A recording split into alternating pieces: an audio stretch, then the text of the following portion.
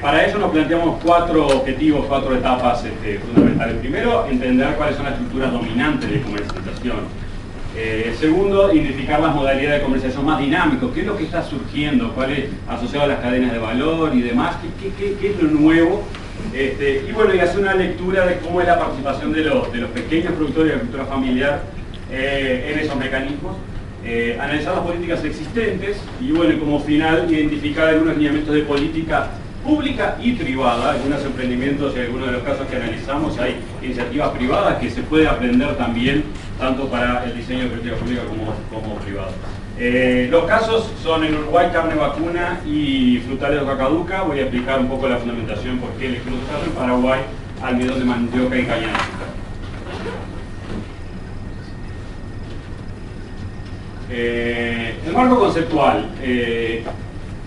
Nos centramos un poco en lo que viene a llamarse la teoría moderna de la firma, inspirada en los trabajos pioneros de Ronald Coase, allá por los 30, pero totalmente ignorada hasta los 70, donde toma cierto cuerpo, cierta influencia a nivel académico, pero no es hasta quizá inicio de los 90 que pasa a ser realmente implementada en estudios en distintas partes del mundo. En los 90, bueno, surge que premio Nobel Douglas North, premio Nobel Ronald Coase, ahí bueno, parece que se entra a mirar a estos enfoques como promisorios o para entender nuevas preguntas, sobre todo traer nuevas preguntas a la discusión. Y bueno, recientemente con Oliver Williamson y Elinor Ostrom mirando los aspectos de gobernanza específicamente. La idea de este enfoque, ¿por qué lo elegimos así? Primero, mira a las empresas, a la actividad económica como nexos de contrato. Con eso se trae los aspectos de organizacionales, de coordinación, dentro de la firma y entre firmas al centro de análisis. Eso es el foco de análisis, que ha sido de alguna forma la caja negra en los enfoques más tradicionales, donde quizás se ve a la empresa como una función de producción y demás, pero no se sabe bien cómo pasan las cosas. Los contratos entre agentes son un factor estratégico en el entendimiento de la vida económica empresarial, un factor estratégico de sobrevivencia, de adaptación, no solamente. Entonces, esto no quiere decir que los aspectos tecnológicos duros no existen o no son relevantes, pero simplemente bueno, traer los aspectos organizacionales como a veces determinantes de que algunas empresas o grupos de empresas sobrevivan, se adapten o bueno, desaparezcan, que es la preocupación. En el caso de las cadenas agroindustriales, tradicionalmente son cadenas que relacionan productores, procesadores. Este enfoque parece que encalza perfectamente para entender algunos de los dilemas de coordinación de los sistemas agroindustriales. El problema de coordinar, sobre todo los obstáculos que impiden en definitiva la especialización y los beneficios de la especialización, y ahí nos podemos ir a los pioneros de la economía, Adam Smith y demás, pero la idea es que si no existen los mecanismos de coordinación adecuados, quizás dos partes no se encuentran y no se aprovechan o no se explotan los beneficios que puede dar cierta especialización. El problema contra el cual entonces es, por un lado, hay oportunidades, en el caso de cadena de valor, agregado de valor, mejores precios, pero eso demanda inversiones y ahí nos encontramos con un problema contractual muy grande de incentivos de cómo proteger esas inversiones, y si eso no está claro, ex ante no se realizan las inversiones, no se explotan esas oportunidades. Ejemplos, un poco, estos enfoques tienen un nexo muy interesante entre, por un lado, lo que pasa a nivel micro de las empresas, pero sobre todo la interacción con el ambiente institucional. Entonces, cambios en el ambiente institucional que pueden venir simplemente por cambios en la tasa de cambio, cambios en la política monetaria, o cambios en las exigencias sanitarias que son totalmente exógenas a un país. Eso, de alguna forma, reconfigura el tipo de coordinación, el tipo de mecanismo que es necesario para una cadena industrial que de repente fue tradicionalmente muy competitiva en un país y puede dejar de serlo. Otros cambios que van a cambiar el escenario en el cual se realizan las transacciones y por tanto pueden ser los mecanismos de coordinación.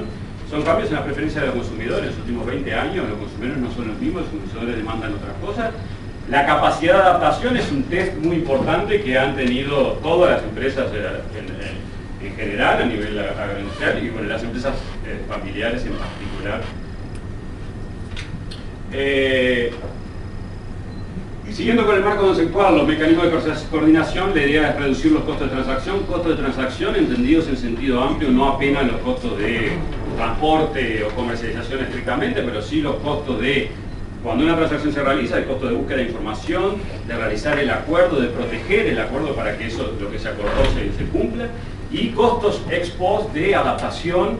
Eso forma parte de los costos, de lo que es el concepto de costo de transacciones, es importante tenerlo en cuenta. Y las estructuras de gobernanza o mecanismos, yo me voy a referir como sinónimo, estructura de gobernanza o mecanismo de organización. Estructura de gobernanza es un concepto más amplio, más importante, pero también se pierde un poco el término, pero lo voy a hacer indistintamente. Son el resultado de reducir los costos de transacción. La idea, un poco el enfoque teórico, la premisa es que enfocan en el alineamiento. No existe un mecanismo contractual o mecanismo de coordinación general, único para todos. Va a depender de las características de las transacciones. Entonces las estructuras de gobernanza van a estar alineadas con, bueno, qué características tienen las transacciones, qué características tiene el ambiente institucional. Por lo tanto nos demanda a nosotros como investigadores o como estudiosos entender la parte fina de qué es lo que está pasando. Y las estructuras de gobernanza, ¿cuáles son? A grosso modo, es un continuo. Por un lado tenemos el mercado spot, que ha sido, bueno, en la teoría económica, el mercado spot en el sentido donde dos partes se juntan para transaccionar, pero no importa la identidad de las partes, el producto es claramente conocido, no hay problemas de información, no hay costos de transacción. Quizá podemos pensar como podría ser el mercado de valores, compras online, eBay, pero aún así existen aspectos de reputación que salen un poco de lo que sería el mercado spot, pero luego tenemos un conjunto de estructuras híbridas que todavía es un desafío muy grande entenderlas, y por eso se llaman estructuras híbridas, algo raro, no sabemos qué es, pero la vida económica pasa acá, la actividad económica pasa acá, no sabemos, pero ahí está todo, están los contratos formales, informales, reputación, una cantidad de cosas normas, conductas, que hacen que dos partes se junten, que se relacionen y que lo hagan a lo largo del tiempo. Y es un mecanismo de coordinación en sí, pero hay un conjunto de mecanismos. Y por último, la integración vertical, cuando de repente estas opciones no están disponibles, las estructuras híbridas, porque bueno, no hay un marco institucional adecuado para proteger contratos y demás, quizás a veces uno observa estrategias de integración vertical para solucionar algunos dilemas contractuales, pero bueno, eso nos da elementos de análisis. Siendo un poco más específico, la importancia de presentar el enfoque, un poco las directrices generales, pero cómo nos orientó en el trabajo, lo que van a ver en el documento y lo que van a ver a lo largo de las presentaciones de los 4 casos de hoy. Se busca mezclar, por un lado, los aportes de la nueva economía institucional, economía de costo de transacción, que es la vertiente micro de la nueva economía institucional, pero también la organización industrial, o sea, juntar esas dos partes. El método que se ha de alguna forma explicitado, desarrollado en el grupo de Centro de Conocimientos Agronegocio de la Universidad de Sao Paulo, el PENSA, desarrolló algunas directrices de análisis de cadenas agroindustriales con base en esos enfoques. Es una lectura más aplicada de esos enfoques, cómo nos ayudan a entender los problemas de coordinación del sistema agroindustrial. Entonces plantea 4 pasos. Primero, entender la delimitación del sistema. Quiere decir cuáles son las transacciones. En 2 países distintos la misma producto puede tener más o menos transacciones. Uno mira carne de vacuna, en Uruguay existe el ciclo completo, el mismo productor hace todas las etapas. En Estados Unidos es muy claro que bueno, está el que cría y después está el feedlot, y son 2 transacciones totalmente distintas. Entonces ahí primero entender cuáles son las transacciones que están presentes, identificarlas. Delimitación del sistema. Segundo, analizar las transacciones entre los agentes, y aquí viene la premisa teórica, la especificidad de los activos. La unidad analítica es la transacción, no es ninguna de las 2 partes, es la transacción, y la especificidad de los activos son aquellas inversiones que se realizan para dar soporte a una determinada transacción. Hay una oportunidad de mejorar los atributos de calidad de un producto, el productor debe hacer inversiones, el frigorífico debe hacer inversiones, o el procesador debe hacer inversiones, y son específicas de esa transacción. Si por alguna razón eso se cae, no se concreta, probablemente el mercado alternativo, la segunda opción, va a involucrar pérdida de valor en los activos. Esa es la situación de especificidad de los activos. Este es el primer punto de análisis. Luego, la frecuencia de las transacciones y la incertidumbre es un elemento muy importante para entender qué características tienen las transacciones. En tercer lugar, analizar el ambiente institucional en que la transacción ocurre, ambiente institucional en sentido amplio, reglas de juego que de alguna forma moldean las conductas de los agentes. Esto puede ser las leyes, los códigos de conducta, el ambiente de negocio, cómo se relacionan las partes. Es bastante amplio, es difícil de analizar, pero es importante para entender las transacciones. Y el análisis de la coordinación de sistemas industriales, por último, es una forma de integrar los tres pasos anteriores, identificar cuáles son los mecanismos de coordinación, la gobernanza eficiente de acuerdo a esas características que tiene la transacción, identificar conflictos y capacidades de superación. Ahí pueden haber oportunidades que quizá hay transacciones que no se están dando porque hay restricciones a nivel del ámbito institucional, quizá eso puede de alguna forma ayudarnos a entender qué políticas se pueden cambiar o qué marcos legales se pueden modificar o se pueden cambiar. Incorporar elementos de la agricultura familiar hasta ahora es general, esto vale para toda actividad económica. Bueno, pero la agricultura familiar, empresa familiar, también yo creo que estamos lejos de entenderlo plenamente, pero tiene algunas características que necesitamos integrarlas en el estudio.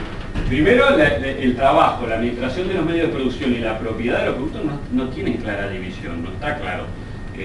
Se basa en relaciones familiares, cuando el producto, los beneficios, cómo se distribuyen, no está claro, está como todo integrado, es una unidad, la familia y la empresa totalmente integrados. Eso nos presenta un desafío muy grande para entender. La empresa familiar como forma organizacional dominante en la agricultura. Si uno mira todos los sectores, la empresa familiar ha perdido participación en otros sectores y la agricultura familiar sigue siendo la dominante, inclusive en países como Estados Unidos, donde hay un ambiente institucional, hay corporaciones y demás. Aún así, la empresa familiar es más del 60% de las empresas agrícolas. ¿Por qué? Bueno, ahí incorporamos algunos elementos de Allen and Lewis, que hicieron un trabajo muy interesante de alguna forma endogenizar aquellas características o atributos particulares de la agricultura, y uno de las que complementan el enfoque de los costos de transacción es traer la idea de los problemas de agencia. Y esto está conceptualizado de la siguiente manera. Una de las características principales de la agricultura es el efecto de la naturaleza, ¿verdad? Efectos aleatorios, no predecibles en algunos casos, que se traducen en incertidumbre. Básicamente, un productor, el resultado de la productividad que tiene en un año dado, no es claro distinguirlo cuánto responde a los esfuerzos, cómo hizo las cosas, a factores aleatorios que están por fuera de su dominio. Eso presenta restricciones muy importantes a la hora de contratar mano de obra. ¿Por qué? Porque, bueno, es muy difícil, al observar el producto, bueno, te pago de acuerdo a... se incorporan costos de monitoramiento muy grandes que de alguna forma limitan el tamaño de la empresa, y por eso quizás es una de las explicaciones en aquellas actividades agrícolas que están más expuestas a efectos aleatorios del clima, de la naturaleza. La empresa familiar tiene ventajas comparativas, es más eficiente al coordinar los esfuerzos de mano de obra, de trabajo, que una empresa, que una modalidad más empresarial. Lo otro que incorporan es importante las fuerzas biológicas, aquello del lag biológico de la agricultura, la estacionalidad, que eso de alguna forma se traduce en limitantes o límites para la especialización. ¿Por qué? Porque si uno no puede especializarse en una actividad porque tiene a lo largo de un ciclo productivo una misma persona debe hacer varias actividades agrícolas, bueno, no se puede especializar, no se puede. Bueno, yo me dedico a hacer la parte de cría específicamente o aquellas tareas específicas, y con eso se aprovechan los aspectos de especialización. Cuando tenemos estacionalidad y demás, eso es una limitante muy grande de la especialización, y por eso las empresas familiares tienen ventajas, son más eficientes al realizar en este contexto. Por otro lado, el proceso de especialización involucra el intercambio, involucra el mercado. Ahora que uno se especializa, se reducen las opciones de ventas muchas veces, sobre todo si se pasa a segmentos de mayor calidad y demás. Y eso trae dilemas de comercialización muy importantes, y ese ha sido quizá un elemento de conflicto muy grande para las empresas familiares, la decisión de me especializo versus tengo las habilidades para comercializar los productos más especializados cuando pierdo la diversificación.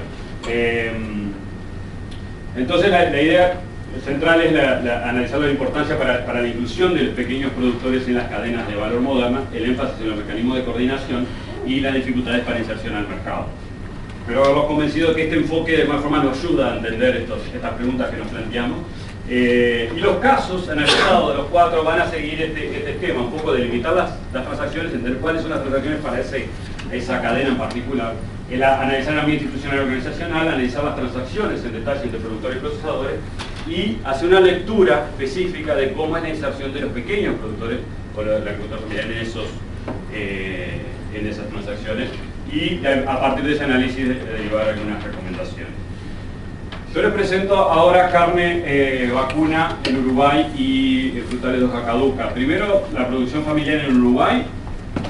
69% de las explotaciones agropecuarias son familiares y de ese 69%, la mayoría, 65%, tienen como rubro de especialidad o la principal actividad ganadería de carne de lana.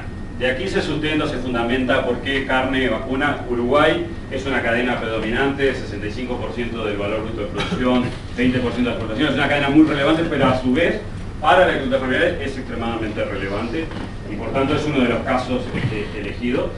Aclarar que trabajamos con la definición de agricultura familiar alineada con la definición de la FAO, la que usa también el Ministerio de Ganadería de Uruguay, que mira, bueno, una agricultura familiar se define como un desarrollo de un proceso cuya actividad o fuente de ingreso principal es el predio, esa es la agricultura, y en las cuales el componente de mano de obra familiar es predominante, es superior a la mano de obra asalariada.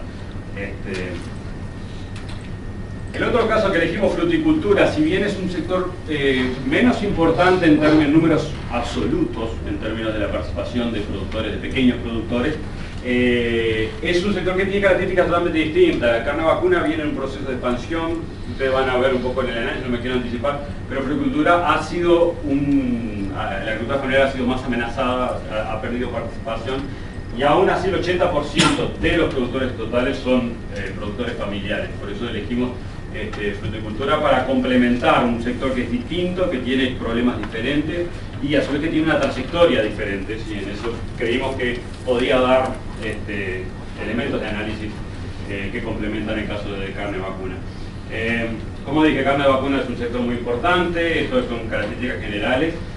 Hacer énfasis, quizá, no sé dónde está esto es un poco la dinámica, la evolución de las exportaciones de carne vacuna en carne congelada, enfriada y congelada en los últimos 30 años, pero hacer énfasis primero, acá tiene quiebre, 1996, Uruguay libre de lactosa, acceso a nuevos mercados, un cambio en una trayectoria de quizá casi 100 años de estancamiento y a partir de ahí un ciclo de crecimiento a nivel sectorial, a nivel de carne vacuna en su conjunto, pero es un sector primero que, claro, por un lado se le abren oportunidades de comercialización, le cambian los consumidores, le cambian las condiciones de acceso, de alguna forma las cuestiones de coordinación pasan a ser mucho más relevantes que antes y mucho más expuesto a shocks de tipo sanitario, de tipo macroeconómico en otros países, o sea, pasa a ser un sector más expuesto, con más oportunidades pero más expuesto. La delimitación del sistema ya se empieza a ver, sobre todo en los últimos 10 años, una producción de alta calidad versus una producción de baja calidad.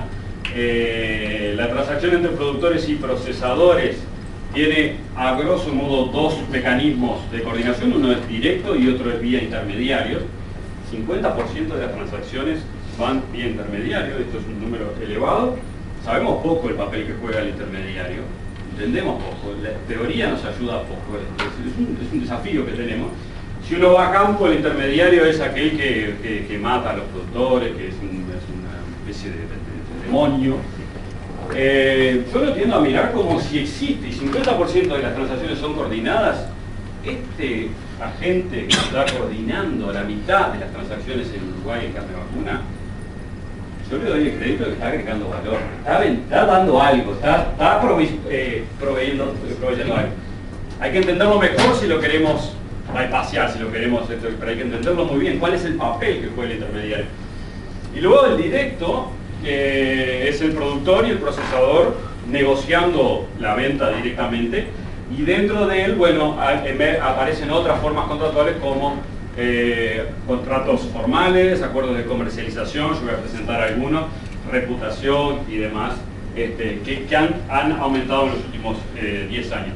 A nivel de procesamiento también un segmento de alta calidad y otro de baja calidad, y a nivel de mercados también segmentado, lo que es consumo fresco y carne congelada.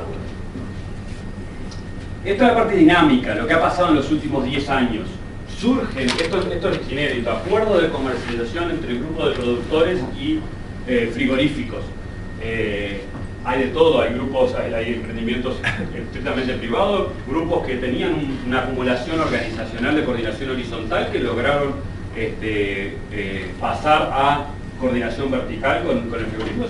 Son acuerdos que buscan mejorar la calidad del producto, mejorar los precios o el valor de los productos y para el frigorífico asegurar una revisión para insertarse en un segmento de mayor calidad.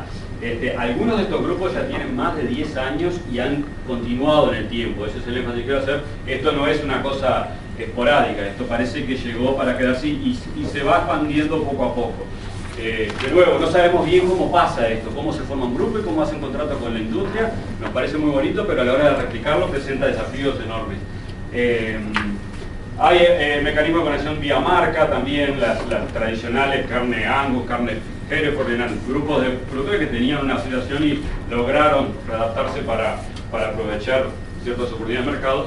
Mecanismos de certificación, carne orgánica, ecológica, carne natural, aquí hay protocolos privados, público-privado, la participación del Estado, en el caso de carne natural certificada, hay de todo, pero coexisten y parece que también llegaron para quedarse.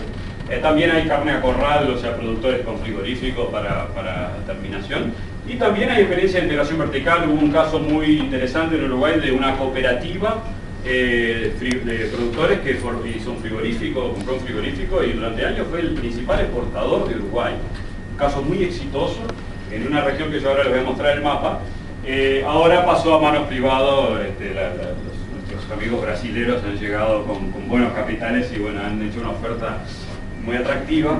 Pero sigue el relacionamiento con los productores se mantiene, aunque pasó a manos privadas y los productores no forman parte de la dirección, sigue siendo.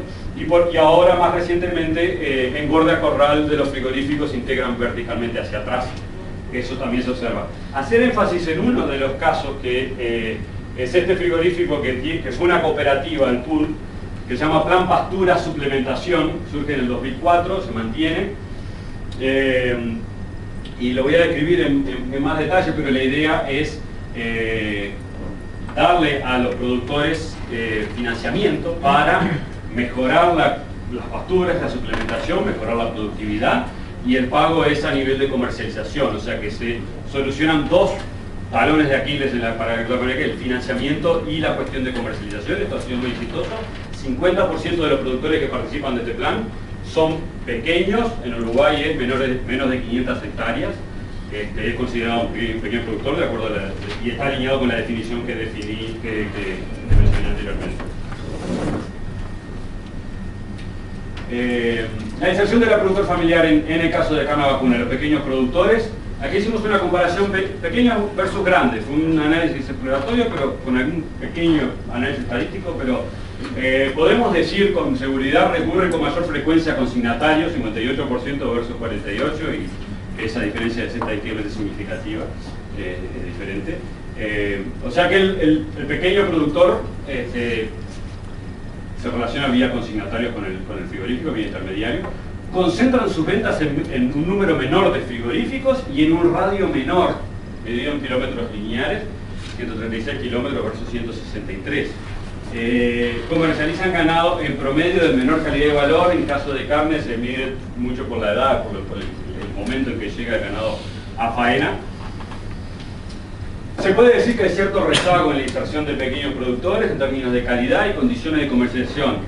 El rezago es esperable, ¿no? O sea, hay cuestiones de escala que explican parte de esto, pero hay otras cuestiones organizacionales que explican y un poco nosotros fuimos un paso más a entender cuánto de este diagnóstico es por cuestiones de comercialización, de acceso a mercados y demás, y cuánto es simplemente, bueno, la escala que impide que el rezago va a ser natural por un tema de escala. La inserción de pequeños productores, bueno, el tema de tecnología, los desafíos de tecnología, desarrollo de habilidades, acceso a mecanismos de coordinación. Con respecto a los mecanismos emergentes, esa tabla que presenté, ¿cómo está la inserción de los productores familiares? En los programas de certificación, ¿de acuerdo? De certificación, las entrevistas de campo, un poco tratando lo que está ocurriendo, las exigencias afectan a ambos, chicos y grandes. parecería que la escala no presenta un obstáculo relevante. Parece que hay cuestiones más actitudinales que explican la participación de los pequeños productores, más que la cuestión de escala en sí. De hecho, un porcentaje elevado de los productores que participan en los programas de certificación son pequeños. Con respecto a los acuerdos de comercialización, eso más con un enfoque en mejorar la calidad, con base en una grilla de calidad, con premios y castigos, la importancia de conformar lotes homogéneos. Aquí hay mayores desafíos para los pequeños productores. Aquí la escala pasa a ser más relevante, se ven menos pequeños productores o casi ningún pequeño productor en este tipo de modalidad. El desafío de coordinación horizontal entre productores es importantísimo. No podría realizar, bueno, basta con que los productores se junten para conformar lotes homogéneos. Si bien un productor chico no puede conformar un camión con un lote homogéneo para el frigorífico, entonces no puede quedar de alguna forma fuera de este acuerdo de comercialización, lo podría hacer vía coordinación horizontal. Bueno, eso parece fácil decirlo, no hay ningún caso que hemos visto que realmente haya pasado eso. Y en general los productores que participan de esto son de escala media a elevada. Y bueno, las restricciones financieras son importantes en este caso, porque aunque un pequeño productor se forme parte de estos acuerdos, como decía, la empresa familiar tiene características particulares. La decisión de vender y las decisiones familiares son difíciles de separar. Y bueno, la idea de esperar para conformar un lote homogéneo implica tener los medios para hacerlo. Y esto fue relevado de las entrevistas como que era una restricción muy importante porque, bueno, pasaba a comercializar con castigo en vez de obtener. Cuando uno tiene una grilla de calidad, es un arma de doble filo, porque los resultados pueden ser perjudiciales. Y después otro mecanismo emergente, como nombré, el plan Pastura Suplementación, que busca asegurar remisión y mejorar la producción de una región. 50%, como anuncié, del plan Pasturas con el frigorífico son pequeños productores. Soluciona la parte de acceso a financiamiento y baja los grados de incertidumbre de la comercialización. Involucra una negociación directa con el frigorífico. Esto es un activo que el relacionamiento con el frigorífico puede derivar en otras cosas. Por eso el énfasis, cuando un productor está relacionado directamente con el frigorífico, puede tener elementos adicionales porque hay una comunicación directa y pueden haber demandas específicas que pequeños productores pueden satisfacer, pero cuando tiene un intermediario de por medio, quizá la información, el ruido es mayor y otras oportunidades quedan más limitadas. Lo que le decía, este caso en particular del plan Pasturas está situado en la región noreste, donde hay un frigorífico que concentra el 88% de la faena. En términos de organización industrial, estructura de mercado, esto es una cosa, bueno, esto es complicado. Quizás hace 20 años se decía, no, esto no puede ser, y lo hacían en este frigorífico se ponían en libertad.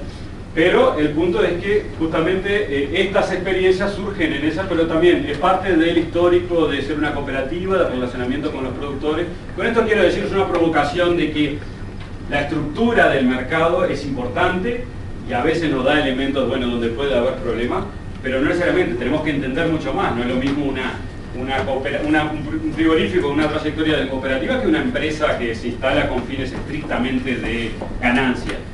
No es el caso de ese frigorífico, por más que hoy es privado, y estos planes han sido continuados. Luego tenemos la región sur, donde se concentra la mayor parte de los frigoríficos, y la producción está extendida en todo el territorio.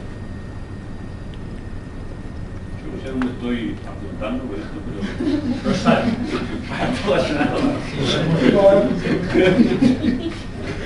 Recomendaciones del caso carne vacuna. Primero, fomentar la coordinación horizontal. Es un proceso complejo. Carne vacuna en particular, este tipo de productores, la coordinación horizontal ha sido un desafío más importante cuando uno compara con otros sectores, sobre todo para facilitar la difusión y adopción de modelos exitosos. Falta sistematización de iniciativas exitosas, de políticas públicas y privadas. Estos casos que yo estoy mencionando, nosotros nos dio para identificarlos, entenderlos cómo funcionan, pero a la hora de pensar y replicarlos, tenemos que ir mucho más a fondo. Y yo creo que han habido muchos programas de política pública, de incentivo, de subsidio a productores, pero no se ha conceptualizado después, bueno, qué características tiene, qué podemos aprender y demás. Eso yo creo que es un activo que tenemos en Uruguay en particular, con una solidez institucional muy importante, un Ministerio de Ganadería que ha implementado programas muy valiosos, pero la parte de evaluación y de entender, aprender sobre esa experiencia ha faltado, y yo creo que es un problema de diseño. Tener presente la heterogeneidad de los problemas y colocamos en el trabajo el desafío del problema de selección. Muchas veces uno ve una experiencia muy bonita, son pequeños productores, pero las cuestiones actitudinales explican que ese productor sí iba a ser bueno independientemente de la coordinación horizontal y vertical. Entonces, ¿cómo uno separa cuánto depende de sus características individuales y cuánto depende de los mecanismos de coordinación o del mecanismo de gobernanza que permitió esa relación? Es muy difícil, presenta un desafío, pero a la hora de replicarlo, si uno quiere hacer lo mismo con productores que tienen otras características, si bien son carne vacuna, tienen la misma escala y demás, puede no llegar a buen puerto porque aquellos productores que nosotros vimos, los pioneros, los emprendedores, que explicaban eso que estaba pasando, quizá otros no lo siguen o no tienen las habilidades para implementarlo. Fomentar la coordinación vertical, esto es muy importante, considerar las estrategias de los procesadores desde el vamos, desde el inicio en el diseño de política. Los frigoríficos juegan un papel muy importante, y quizás no solo los frigoríficos, ir más allá hacia el consumidor. La idea de diseñar incentivos a los procesadores para la inclusión de pequeños productores. Aquí quizá una crítica frontal a uno de los programas implementados por el Ministerio de Ganadería, crítica frontal, crítica constructiva, de subsidio a productores ganaderos con un perfil de pequeños productores, donde se llama planes de negocio. Entonces los productores se juntan, arman un plan de negocio y se subsidia. El frigorífico no participa en la mayoría de todos los planes financiados en los últimos 5 años. Estamos hablando de 5 millones de dólares en los últimos 5 años y otros 5 o 6 anteriormente. El frigorífico no está en el diseño original. Bueno, luego esos productores pueden hacer todo bien, pero si no está la parte hacia que le van a vender, probablemente van a haber conflictos después. Y de nuevo, la teoría nos explica de que para proteger las inversiones que se realizan, la modalidad, la estructura de gobernanza es muy importante, porque si no pueden haber acciones oportunistas. Una vez que esos productores lograron mejorar su productividad en una región, luego el frigorífico, bueno, sí, vendeme a mí o mandalo a 600 kilómetros más lejos. Pero si desde el vamos se integra el frigorífico, yo creo que van a ser experiencias mucho más exitosas. Esto se va a repetir en el caso de frutales. Programas que mitigan problemas de comercialización y financiamiento, políticas de crédito que promueven la articulación entre pequeños productores y procesadores, haciendo énfasis en las cuestiones de financiamiento. El caso ese que presenté, que es exitoso, merece ser mirado con más detalle, pero parece ser provisorio para ser replicado, porque soluciona 2 elementos muy importantes de restricción a los productores familiares. ¿Cómo estoy de tiempo, Katia? 5 minutos más. Caso de frutales Vacaduca, escasa industrialización. Esta es una cadena totalmente distinta a carne vacuna. Principal mercado interno, no lo dije, pero carne vacuna Uruguay exporta 70% de la producción, o sea que está totalmente orientado hacia afuera. Pequeños productores, bueno, son importantes en esta cadena, con el 83% de las explotaciones tienen 80% de la mano de obra familiar. Y bueno, es un rubro que los problemas que son al mercado. Esto es un poco la delimitación del sistema. Voy a hacer énfasis en la parte del mercado interno, porque es la principal. El 81% de la producción va para el mercado interno. Exportación no solamente es marginal, sino que está asociado a productores grandes, y los productores grandes están teniendo dificultad, o sea que parece menos promisorio para los pequeños productores. Los distribuidores, mercado interno, mercado mayorista, mercado modelo, principal centro comercial. Participan productores grandes intermediarios, primer diagnóstico de rezago. Los supermercados, una segunda vía, en Uruguay no es dominante, pero va creciendo y parece muy dinámico, donde hay cadena de oportunidad de agregado de valor y demás. Tienen altos estándares de calidad y comprenden a productores grandes y intermediarios. Luego las ferias y la venta directa al consumidor, aquí productores pequeños participan más. También se ve el mecanismo directo y vía intermediario, el intermediario siendo muy importante, especialmente con la relación con los pequeños productores. Hay algunos casos, un grupo particular, que son pequeños productores de alguna forma relacionados a un grupo de grandes productores, 10-15 grandes productores que están mirando hacia exportación, pero también mercado interno, pero trabajando con estándares de calidad mayor, y pequeños productores que de alguna forma se acoplan a ellos para hacer la comercialización. Esto está basado, es extremadamente complejo en tener, no hay contratos formales, pero sí es una relación contractual que se mantiene, que ha perdurado, parece ser bastante exitoso y parece ser un canal de inserción de los pequeños productores, que la alternativa es ir vía intermediario para el mercado mayorista de Montevideo.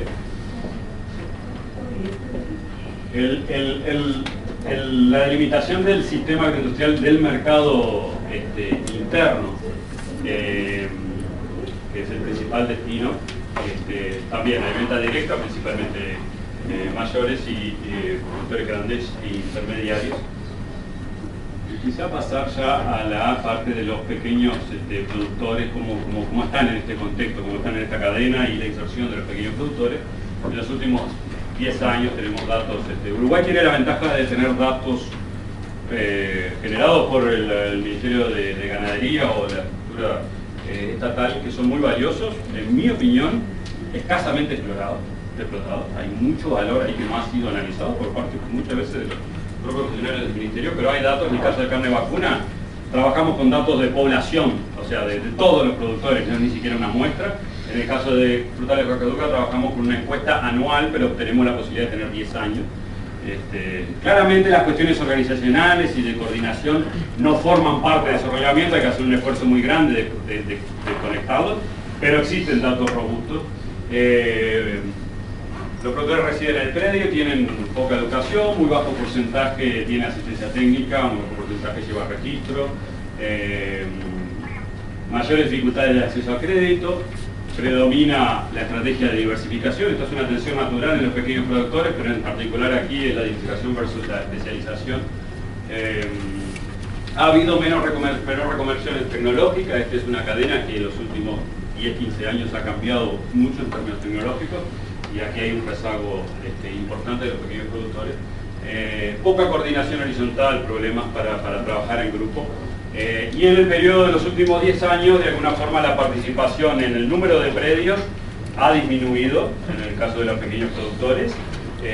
Pequeños productores frutales de Rocaduca son productores con menos de 5.000 plantas, que también se asocia o se correlaciona con la definición que trabajamos conceptualmente.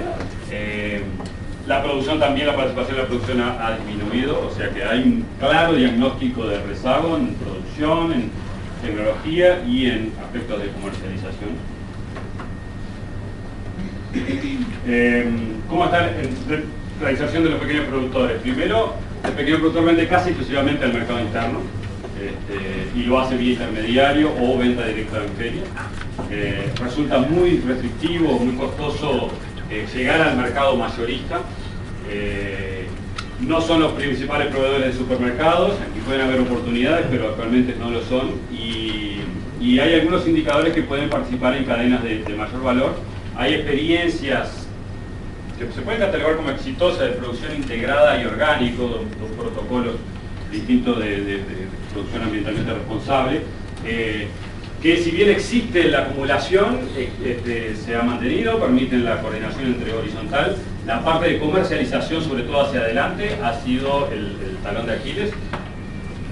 De nuevo, por un tema de diseño, no necesariamente, ya de diseño no fue contemplada la importancia de la comercialización final, y por tanto han tenido problemas últimamente. Bueno, poca asociatividad, ya lo dije, y hay indicadores que reciben menores precios. Un poco las recomendaciones para frutales de Rocaduca en Uruguay. Bueno, hay un segmento se argumenta de que el consumo interno y exportación de mayores estándares es como el camino a seguir de la cadena en su conjunto. Entonces hay que ver cómo los pequeños productores pueden integrarse en esa trayectoria. El desafío para los pequeños productores es trabajar sobre la calidad y el volumen, incentivar la participación de cadenas de mayor valor como la producción orgánica, rescatar experiencias de producción orgánica y continuar certificación, pero de nuevo la importancia es la relación con el consumidor final o el distribuidor final, que ha sido la pata suelta, la pata no incluida desde el inicio, y es la que ahora presenta un mayor desafío. Y de nuevo, importa la interfase de coordinación horizontal-vertical.